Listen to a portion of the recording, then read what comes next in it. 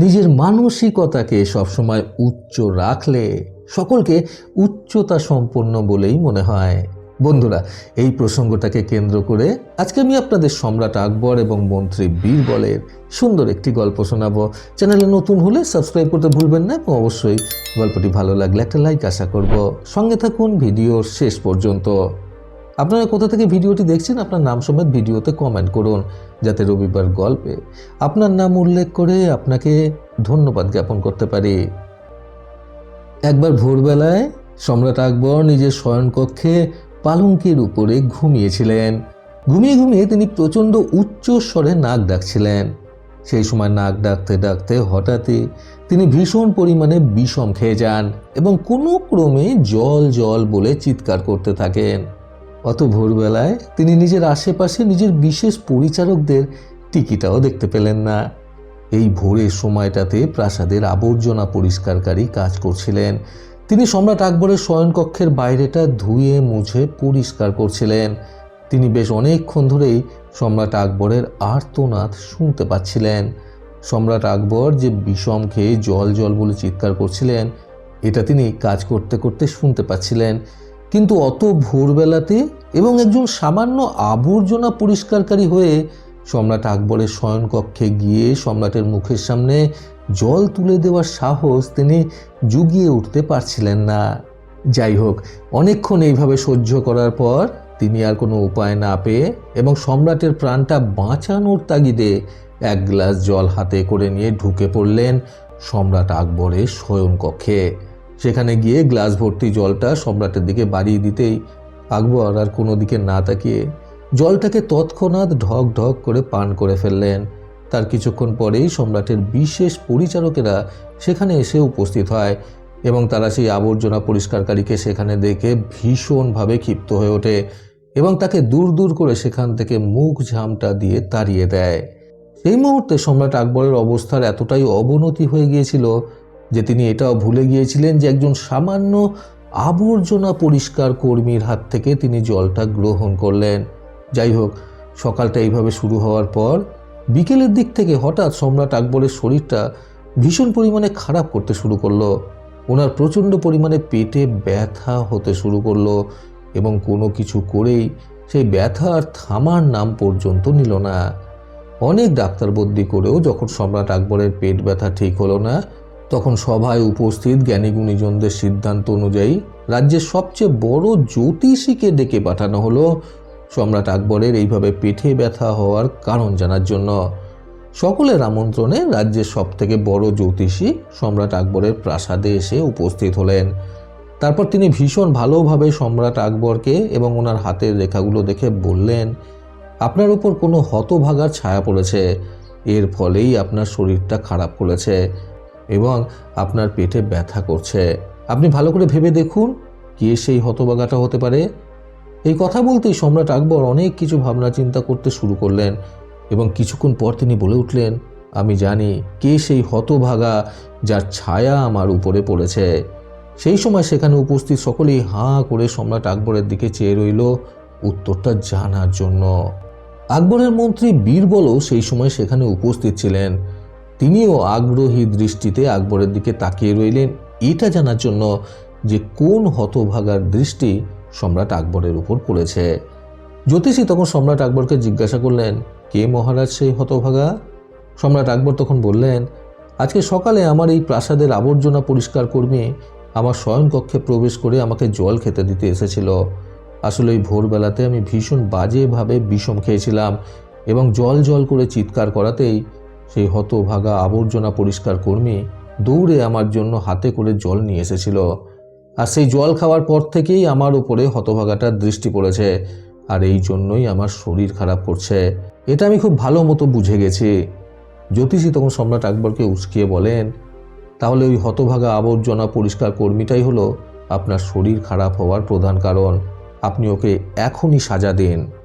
একথা শুনে সম্রাট আকবরের প্রচণ্ড পরিমাণে রাগ হলো সেই আবর্জনা পরিষ্কার কর্মীর উপর। তিনি তৎক্ষণাৎ সেই আবর্জনা পরিষ্কার কর্মীকে ডেকে পাঠালেন এবং সবার সম্মুখে তাকে মৃত্যুদণ্ড দেওয়ার জন্য ঘোষণা করে দিলেন। এই ঘোষণা শুনে সেই সাধারণ সরল সাদাসিধে আবর্জনা পরিষ্কারকারী ব্যক্তিটি ভয়ে থর থর করে কাঁপতে লাগলেন এবং তিনি কাঁদতে কাঁদতে সম্রাট আকবরকে বললেন, মহারাজ, আমি তো শুধুমাত্র আপনার সেই সময়ের তৃষ্ণাটা মেটাতে চেয়েছিলাম, তা না হলে তো আপনি বিষম খেয়ে তখনই মারা যেতে বসেছিলেন। আর তাছাড়া আপনি নিজেই তো জল জল করে চিৎকার করছিলেন, বলুন মহারাজ। এই সকল কিছু শুনে সম্রাট আকবরের আরও ভীষণ পরিমাণে রাগ হতে শুরু করলো সেই আবর্জনা পরিষ্কারকারীর উপর। তিনি সেই মুহূর্তে সেই সাধারণ মানুষটির কোনো কথা শুনতেই নারাজ এই সম্পূর্ণ বিষয়টা সেখানে দাঁড়িয়ে লক্ষ্য করছিলেন সম্রাট আকবরের স্বনামধন্য মন্ত্রী বীরবল। এইভাবে এই সাধারণ মানুষটিকে মৃত্যুদণ্ড দেওয়াটা সম্রাট আকবরের একদমই উচিত হয়নি বলে বীরবল মনে করছিলেন। ফলে তিনি সকলকে থামিয়ে দিয়ে সম্রাট আকবরের উদ্দেশ্যে বললেন, মহারাজ, এই ক্ষেত্রে কিন্তু আমার একটা অভিযোগ রয়েছে। সম্রাট আকবর তখন বললেন, এখানে আবার তোমার কিসের অভিযোগ? এই কথা শুনে বীরবল বললেন, মহারাজ, আপনি কিন্তু বিনা কারণেই এই সাধারণ মানুষটিকে হতভাগা বলে ভেবে মৃত্যুদণ্ড দিচ্ছেন। এমনটাও তো হতে পারে আপনার শরীর খারাপ হওয়ার পেছনে এই মানুষটার কোনো হাতই নেই। এই কথা শুনে সম্রাট আকবর মোটেও কিছু বুঝতে চাইলেন না। ফলে বীরবল এটা বলতে বাধ্য হলেন যে, মহারাজ, শুধুমাত্র এই কিন্তু হতভাগা নয়, আমি যদি এর থেকেও বড় হতভাগাকে আপনারই সভার মধ্যে দিয়ে বার করে দিতে পারি, তাহলে আমাকে কথা দিন আপনি এই সামান্য আবর্জনা পরিষ্কারকারীকে ক্ষমা করে তাকে ছেড়ে দেবেন। এই কথা শুনে সম্রাট আকবর একটু অবাক হয়ে গেলেন এবং ভাবতে লাগলেন যে এই সভার মধ্যে আর কে রয়েছে হতভাগা। তারপর সম্রাট আকবর বীরবলকে উদ্দেশ্য করে বললেন, বলো শুনি, কে সেই হতভাগা? বীরবল তখন বললেন, আর একটা কথা মহারাজ, আমি একটা শর্তেই বলতে পারি, আপনি যদি আমাকে কথা দেন যে আপনি আমার কথায় রেগে যাবেন না, তাহলেই আমি এই সভার মধ্যে থেকে আসল হতভাগাকে আপনার সামনে তুলে ধরব। এই কথা শুনে সম্রাট আকবর খুবই আগ্রহের সাথে বললেন, না না, তোমার কোনো শাস্তি হবে না, আর আমি রাগও করব না তোমার কথাতে, তুমি নিশ্চিন্তে বলো। বীরবল তখন বললেন, মহারাজ, এই সভায় উপস্থিত সকলের মধ্যে আপনি হলেন সব থেকে বড় হতভাগা। একথা শুনে সম্রাট আকবর সমেত সেখানে উপস্থিত বাকি সকলেই অবাক দৃষ্টিতে বীরবলের দিকে চেয়ে রইলেন। বীরবল আবারও বললেন, মহারাজ, এই সামান্য আবর্জনা পরিষ্কারকারী কর্মীটি সকালবেলায় নিজের কাজ করতে এসে আপনার মুখটা দেখেছিল বলেই আজকে ও সারা দিনটা খারাপ গেল। ওর মৃত্যুদণ্ড পর্যন্ত ঘোষণা হয়ে গেল শুধুমাত্র আপনার মতো হতভাগার মুখটা ভোরবেলায় দেখেছিল বলে। ও নিজের জীবনটাকে বাজি রেখে আপনার তৃষ্ণা মেটাতে এসেছিল এবং আপনাকে বাঁচাতে এসেছিল। ও বুঝতে পারেনি আপনার মতো হতভাগার মুখটা দেখে ওর আজকের দিনটা এতটা খারাপ যাবে। তা না হলে এই সাদা সিধে মানুষটা নিজের কাজ ফেলে এবং নিজের জীবনের ঝুঁকি নিয়ে আপনাকে জল দিতে আসতো না। এই কথা শুনে সম্রাট আকবর বাকরুদ্ধ হয়ে হাঁ করে বীরবলের দিকে চেয়ে রইলেন। বীরবল তখন সম্রাট আকবরকে উদ্দেশ্য করে বললেন, এবার বলুন, আপনি কি নিজেকে শাস্তি দেবেন? এই কথা শুনে সম্রাট আকবর চুপ করে থাকায় বীরবল আবারও বলল, আপনি নিজেকে শাস্তি দেবেন না, কারণ আপনি হলেন এই রাজ্যের রাজা, আর আমরা সকলেই আপনাকে ভীষণ ভালোবাসি। আর একজন সম্রাট হিসেবে আপনার কাছ থেকে সঠিক ন্যায় বিচারটাই আমরা সকলে আশা করি।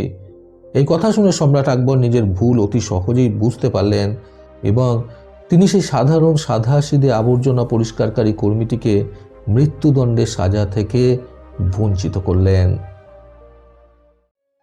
বন্ধুরা, নিজের মানসিকতাকে উচ্চ করতে আজকের এই সুন্দর গল্প থেকে শিক্ষণীয় 3টি কথা সর্বদা মনে রাখুন। প্রথমত, নিজের মতো করেই অন্যকে সবসময় দেখা উচিত এবং সকলের জন্য দৃষ্টিভঙ্গি সবসময় সমান রাখা উচিত। দ্বিতীয়ত, কোনো মানুষই সাধারণ হয় না, সকলের মধ্যেই অসাধারণ কোনো না কোনো ভুল লুকিয়ে থাকে। আমাদের উচিত শুধুমাত্র সেগুলোকে খুঁজে বার করা। তৃতীয়ত, খারাপ পরিস্থিতি মানুষের জীবনে আসতেই পারে, তার জন্য কখনোই অন্য কাউকে দোষারোপ করা উচিত নয়। প্রতিবারের মতো আবারও বলবো, এই পৃথিবী তাদেরকেই সম্মান দেয় যারা ইউনিক কিছু করার ক্ষমতা রাখে। সকলে সুস্থ এবং সুন্দর জীবন কামনায় প্রকৃত জীবন থেকে আমি সন্তু চক্রবর্তী আবার আসবো নতুন সুন্দর শিক্ষণীয় একটি ছোট গল্পের সাথে। ভালো শুনুন, ভালো থাকুন। ধন্যবাদ।